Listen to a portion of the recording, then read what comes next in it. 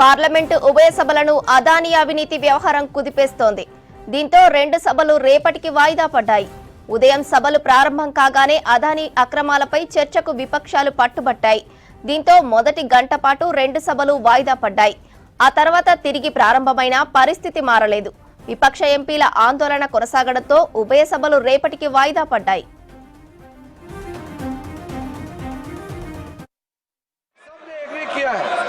यहाँ बिना रूल के और अपना ही बनाया हुआ रूल को तोड़ करके कांग्रेस पार्टी और साथियों ने ये हंगामा करने का जो कोशिश किया है, मैं इसका निंदा करता हूं।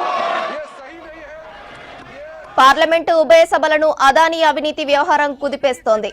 దీంతో రెండు సభలు రేపటికి వాయిదా పడ్డాయి. ఉదయం సభలు ప్రారంభం కాగానే అదానీ అక్రమాలపై చర్చకు విపక్షాలు పట్టుబట్టాయి. దీంతో మొదటి గంట పాటు రెండు సభలు వాయిదా పడ్డాయి. ఆ తర్వాత తిరిగి ప్రారంభమైన పరిస్థితి మారలేదు. విపక్ష ఎంపీల ఆందోళన కొనసాగడంతో ఉభయ సభలు రేపటికి వాయిదా పడ్డాయి. We should not dishonor the spirit of those who gave us this constitution. No. There is no reason for us not to proceed with the house. Sorry. The house stands adjourned to meet at 11 a.m. on Friday, the 29th November 2024.